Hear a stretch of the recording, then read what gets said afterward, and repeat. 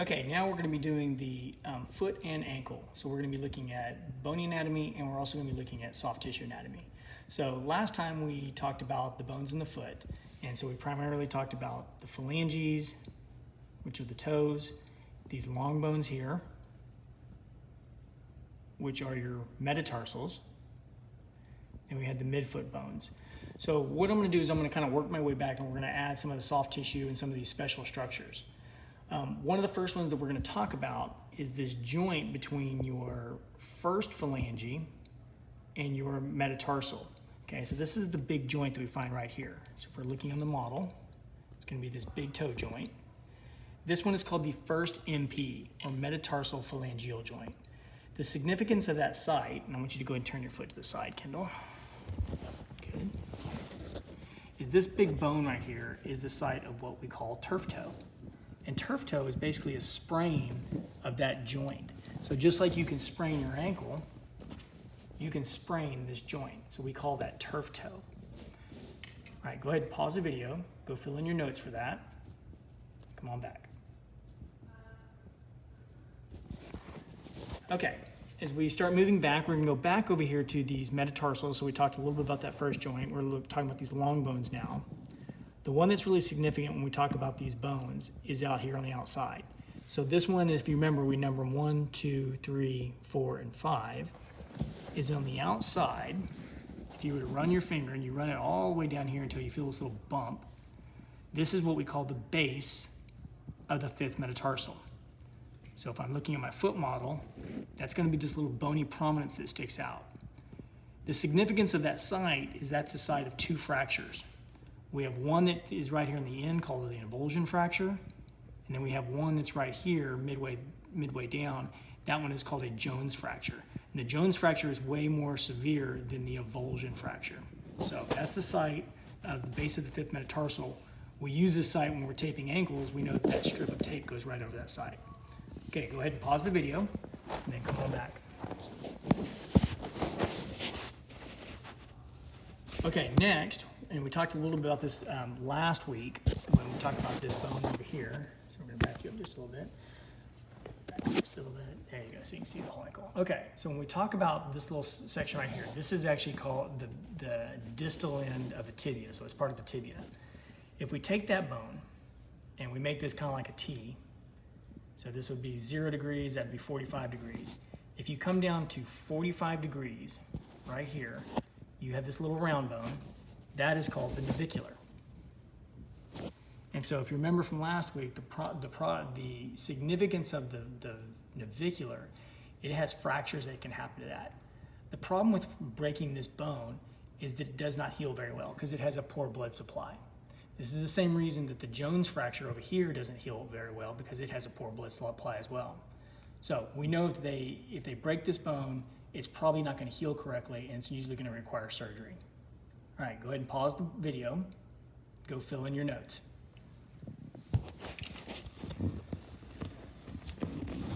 Okay, next we're going to go and talk about a couple of landmarks, and these landmarks are really important when we start finding a bunch of other structures. So we've already done it on the medial side, and I've already kind of drawn the little thing around this bone. That is called the medial malleolus. Okay, so basically that's just the end of the tibia. If we turn our leg over and we go to the lateral side, this is the lateral malleolus. So this is actually the distal end of the fibula. So that's important too, because these two landmarks are going to help us find all the other structures that we're going to need to find in the ankle. So go ahead and fill that in. So remember, the lateral side is the fibula, the medial side on the other side, that is the tibia. Okay, so we're going to switch colors now. So we're going to talk a little bit about ligaments. And actually, I want to go back to, we're going to go back to this lateral side. Okay, so when we look at the ligaments on the lateral side, this is the side that we typically sprain our ankle. So everything goes out here on the outside of the ankle. This has actually got 3 major ligaments in there. Okay, and the ligaments are named after kind of what they attach to and where they're located. So we think about these 3 ligaments almost like a T. We have one that comes down here. We have one over here, and then one in the back. So when you draw in the 3 ligaments, they look like a T. So the one in this front is the one we call the anterior talofibular. also known as the ATF, so anterior talofibular. The problem with this one is it's the most commonly injured ligament in the ankle, so that's the most common one that you sprain. The one down here on the bottom, this one is called the calcaneofibular, or CF ligament. This is the second most commonly injured ligament. And if this one's called the anterior talofibular, this one's just the opposite. So this is the posterior talofibular ligament, or PTF, okay? So this one is actually the least common. Typically, if you damage this one, you've torn all three. So when we talk about degrees of ankle sprain, that would be like a 3rd degree ankle sprain, okay? So that's our lateral ligaments. So go ahead and pause the video, go fill in your notes. Okay, we're gonna go to the medial side now. So a significance of this side is we have a ligament over here, and it's actually 3 ligaments, but they just call it 1 ligament. And this ligament we call the deltoid. Now this deltoid ligament is a very strong ligament. Also, when we talk about anatomy, look at our model here, you can see that the tibia sits way lower than the fibula. Because of that, that's the reason that your ankle is much more likely to go this direction than it is that direction. So we see this side being sprained a lot less commonly because of 2 reasons. One reason is ligament's super strong, but 2, because of the anatomy, your ankle doesn't want to go into eversion. It really wants to go more into inversion. So that's the reason we see all those ligament sprains on the outside of the ankle. Okay, pause the video, fill in for the deltoid ligaments. Okay, so for the last one, or the last 2, we're going to look at, I can't see the video, there you go. Okay, so we have these long bones here, so we have the tibia and the fibula. So we have a little space between them. Now, we have 2 ligaments that hold this space together, and those ligaments are really kind of small. They only go right here, just like that. Okay, so that would be called the anterior tibiofibular. So not to be confused with the talofibular. This is the anterior tibiofibular. And then if we turn the ankle around, you also have one in the back. That's going to be the posterior tibiofibular. So when you're locating this on surface anatomy, I have our ankle here. So here's the crease just above it. That little area is going to be right in here for the anterior talofibular, and then on the opposite side for the posterior talofibular, okay? Or tibiofibular, sorry, tibiofibular.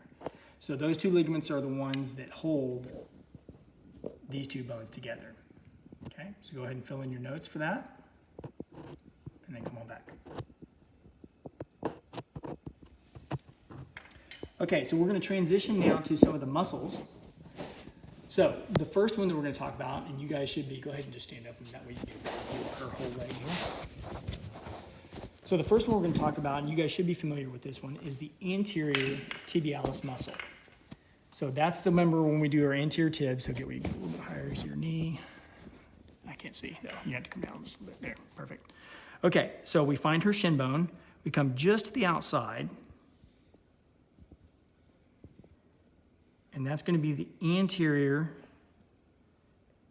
tibialis muscle, so anterior tib. Okay. Now, we also have the opposite of that. So you find that shin bone, and you come over here right where it kind of creases in there. There's a little bit of meat. It's the only place you can touch this muscle. It's very thin. And most of the muscle is actually located behind the tibia. It's called the posterior tibialis. So the anterior tib, it's responsible for doing, so come down to our foot, it's responsible for doing dorsiflexion, whereas the posterior tib, come down to the foot again, is responsible for you doing inversion. Okay, pause the video, fill in your notes.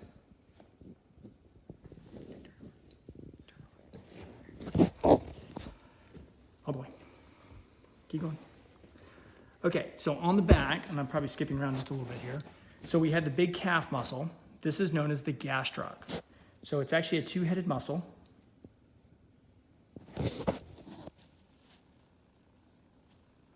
and it connects to the Achilles tendon. Okay, everybody should be familiar with the Achilles tendon. Okay, so here's our gastroc. It's responsible for doing, come down to the foot, for doing plantar flexion. So it does plantar flexion. All right, the last muscle we're going to turn on the side here. So get to where you can see, yep, good. Okay, so we can see some part of that anterior tib. If you go just past the anterior tib, it's actually a couple muscles, but it's real thin. Come down the side. These are called the perineals.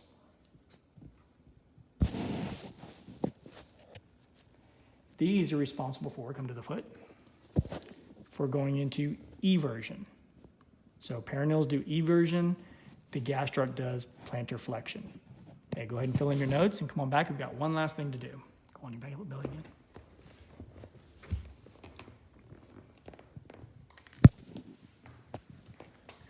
Okay, one real important structure, and we think about the foot. If you remember from the video we did last week, the foot is an arch, so just like that. So we actually have a structure on the bottom of the foot that helps to support this arch.